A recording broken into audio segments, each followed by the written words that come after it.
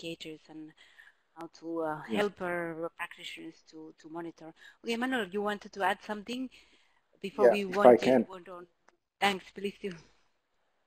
Yes, it's also important to keep in mind that you don't need to measure everything every year. The Atlantic Forest Restoration Initiative in Eastern Brazil, they have indicators that are measured once every 3-4 years. So we tend to, have in our minds that these things people need to be measuring everything every month or every 5 months. That's not the case. So the key is to identify which indicator will provide the best information for decision making at the local level, and that will involve the least effort, and that will, involve, or at least will influence, will not affect the daily activities of the local communities. And there are many examples that are, again, in the review that we carried out. So that is important. And again, when you go to government agencies, they tend to think that these things are expensive because they need to be measured, at a very, very frequent fashion. And that's not the case. Most of the time, it's not the case. It's a good comment also regarding the frequency and related price, of course. Now I would like to go to the questions from the floor. There is one question regarding if participatory FLR monitoring approaches, if they are more successful when the stakeholders have also been involved in the implementation of the project. Christine, I wonder if you have any insights on this from the Philippines or somebody else. Also, you can let me know in the panel, in the chat. So, Christine, do you have a comment on this? Yes. With regards to the participatory approach, it is really very important that the community where we are working is to be part in the planning process. Why? Because they are more knowledgeable on the approach to be introduced in that area. So participatory approach is really very critical and very important. And also it will assure the sustainability of the project. Yeah, thanks a lot. Of course, the participation also developed the capacity. We are learning even here more from each other. Does somebody else want to answer this based on your experience, the question about participatory monitoring, if stakeholders have been taking part in the implementation as well? If not, I don't hear anybody talking, so I will go for the next question for Manuel.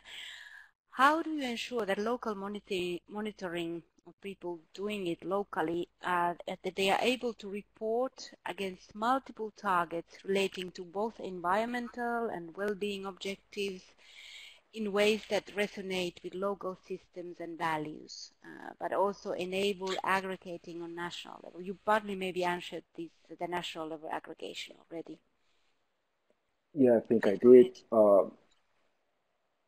I think the key is to devise or formulate questions and associated indicators that truly respond to a local need.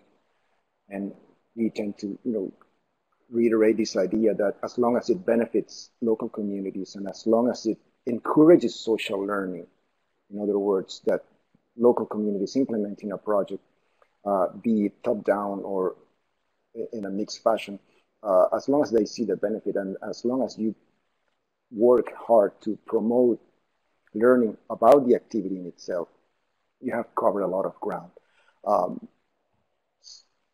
That in itself, it's again a challenge, but it's something that it's in most cases not completely taken into account, and we tend to see lots of projects in which the measurement and monitoring component starts with devising long lists of indicators, and that's not exactly the way to go ahead. It should start with meaningful questions that people, feel an ownership about, and that the project manager or implementer knows that it will be of benefit for the medium and long term. And one other thing that it's an important component is transparency. Assume that a given NGO comes to a given community with a very,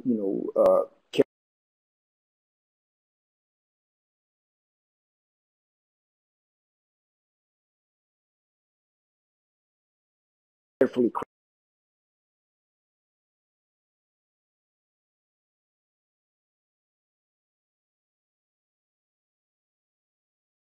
crafted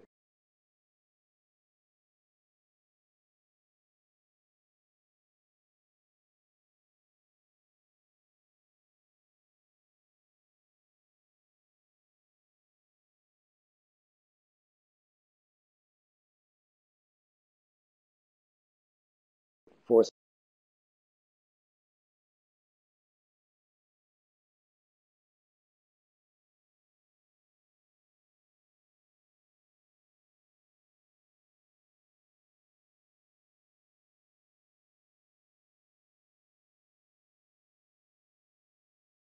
landscape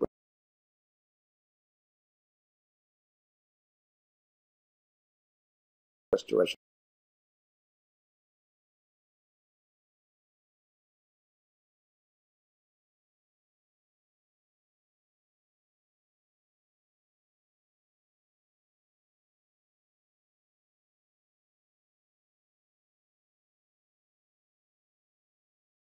project.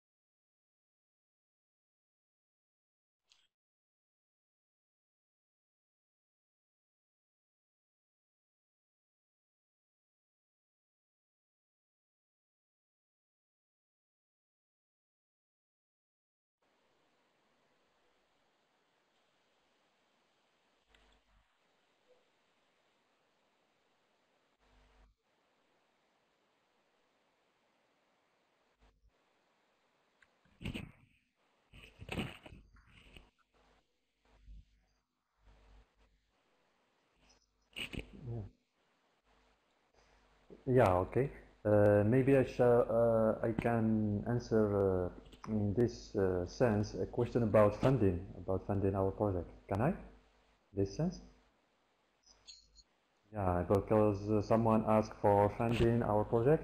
Normally, the restoration uh, undertook by the administration is not done in a participatory way. So it is a classical restoration. So the administration pay for the planting, for the irrigation, and so on. Okay, thank you. But for a Thank you. That's a point that participatory we took up process, also such in the as discussions our small that experience, bring the you should stakeholders to the same level. Now we have a couple of thematics there because of Mchich. We mentioned that there is a public land, so the land tenure wasn't a real issue. I would, if there's something what has not been yet mentioned on the recommendation as a best practice in the stakeholder engagement I and say that you empowerment, should think please to share some tips sources and of tricks, even funding small when ones, opting what has for been working well participatory projects. in You the should projects you've been think to, studying for example, to pay or monitoring, observing to pay or for, implementing you yourself. know, for The workshops, floor is yours now. for meetings, and so on. Okay.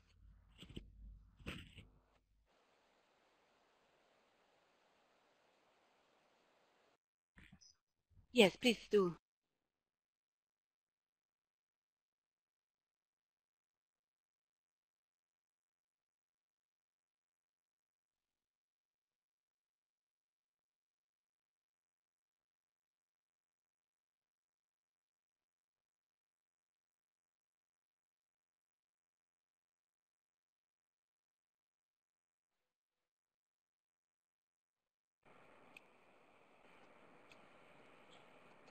Hello, can I speak with that?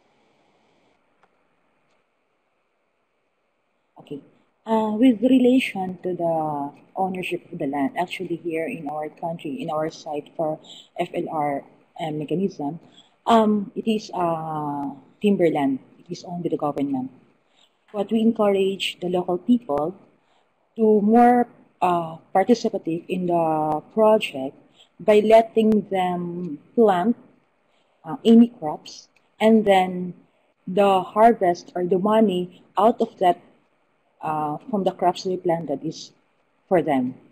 So it is an approach that the participation, the strong participation of the local people, of the farmer living within that area, will really participate on the project, even that that land belongs to the government. Have been asking about the complexities, the power relationships in the landscape level, and are asking for suggestions how to deal with these complexities involved in intra-stakeholder dynamics. Are you bringing in a neutral facilitator, or how have you dealt with this in the past? You can also describe a little bit the problematic. Yeah. Please go ahead. Can I speak? Yes, please go ahead, Christine. Okay. So with regards to the complexities with the intra stakeholders dynamics, uh, we consider each other's opinion. And somebody should lead in incorporating each opinion to reach a common point, to linkage to one direction. So what is important that each opinion, each stakeholder's opinion should be recognized. Yeah, that should be part of the recognizing and respecting their opinions. That's a great starting point.